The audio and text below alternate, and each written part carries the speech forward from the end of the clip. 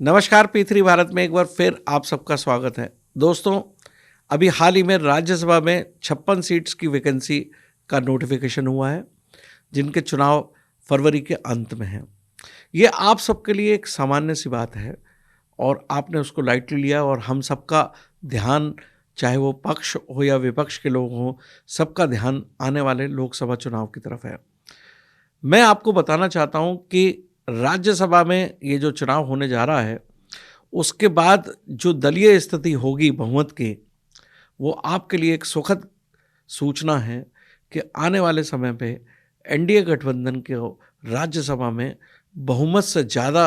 Seats नज़र आएंगी। इस 56 सीट में से 35 से 36 सीट्स एनडीए गठबंधन को मिलेंगी। अब ऐसा क्यों हो रहा है, इसके लिए मैं आपको एक और आपका ध्यान आकर्षित करना चाहता हूँ। अक्सर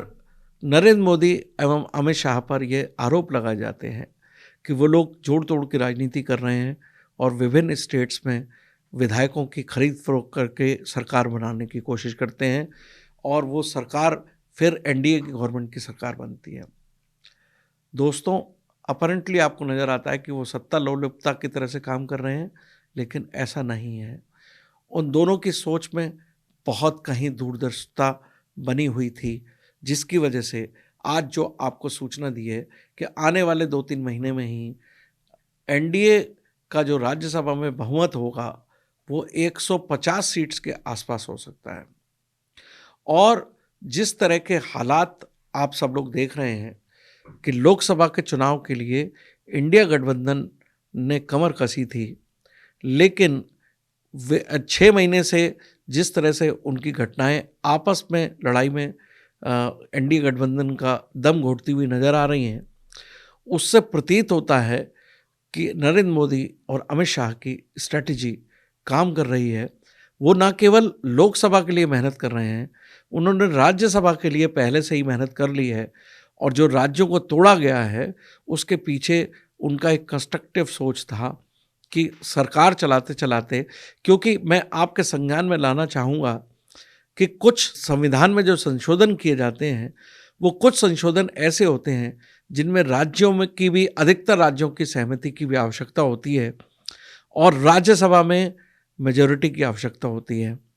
आने वाले समय में जो मैं परिदृश्य देख रहा हूँ वो मैं आपके सामने रखना चाहता हूँ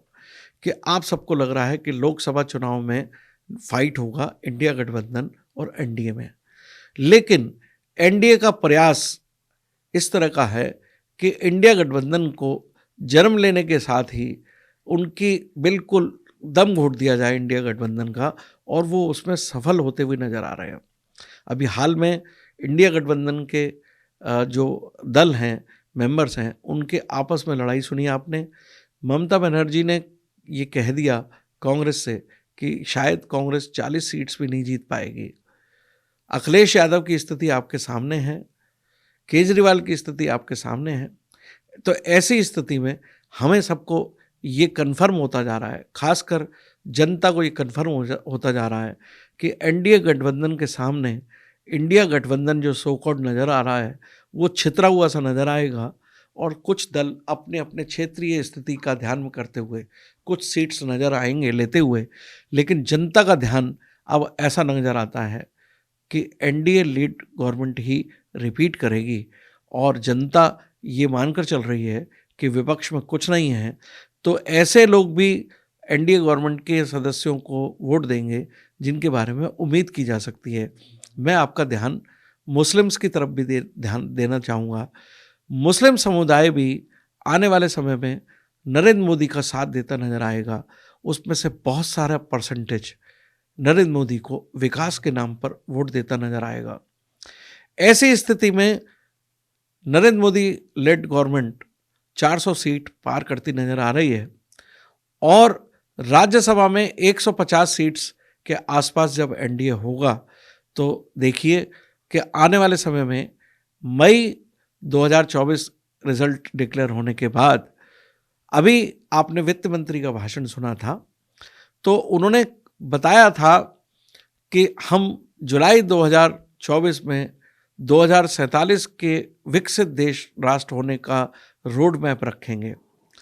उन्होंने केवल एक आर्थिक बात कही थी और ये हिंट दी थी कि हम लोग वापस आ रहे हैं और जुलाई में आपको बजट इस तरह का देंगे जिसमें कि विकसित भारत की हमारी जो परिकल्पना है वो परिलक्षित होती नज़र आएगी। यानी कि उनका टारगेट आने वाले 20 साल का है। तो ऐसी स्थिति में वो लॉन्ग टर्म प्लानिंग और लॉन्ग टर्म डिक्टेटरशिप जो आप सबको लग रहा है कि अमित शाह और नरेंद्र मोदी तोड़फोड़ कर रहे हैं, उनके पीछे उनका उद्देश्य कंस्ट्रक्टिव है। वो चाहते हैं कि जो पूर्ववर्ती सरकारें संविधान में स्वार्थ सिद्धि से कुछ ऐसे संशोधन कर गई हैं जिनको हटाया जाना और संविधान को नए रूप में नए भारत के लिए लिखना, सनातन संस्कृति का ध्यान में रखते हुए लिखना बहुत ज़रूरी है। तो उसके प्रयासरत हैं और आपको लग रहा है जो स्टेट्स तोड़ी जा रही हैं, तो आप सबको लग रहा है कि वो सत्ता लोलुपता में तोड़ी जा रही हैं। ऐसा नहीं है, उसके पीछे एक गहन अध्ययन है और गहन अध्ययन के रिजल्ट आपके सामने आ रहे हैं जो मैंने आपको राज्यसभा के बारे में बताया। तो दोस्तों, आने वाले समय में जून 2024 में आप 4 चीज़ें परिवर्तित होते देखेंगे कि एक तो संविधान में आमूलचूल परिवर्तन,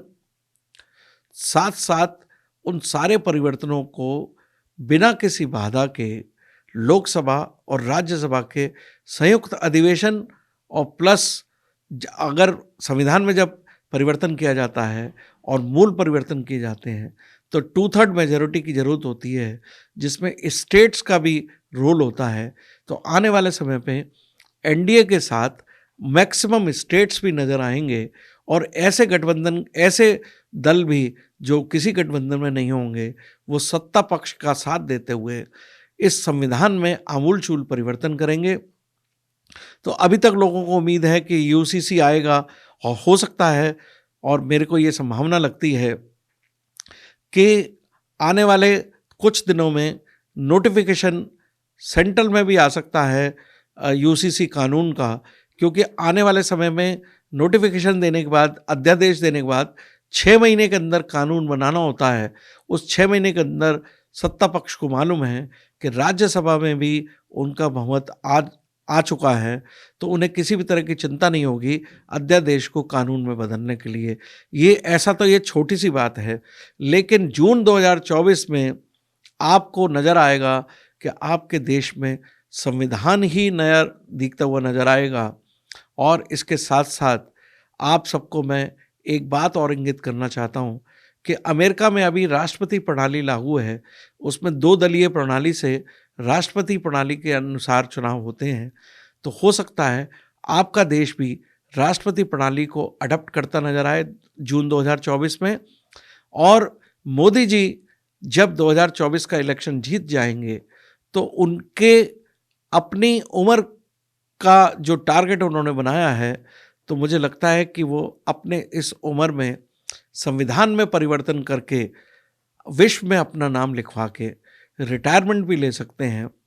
और रिटायरमेंट लेते लेते देश को नया संविधान दे जाएंगे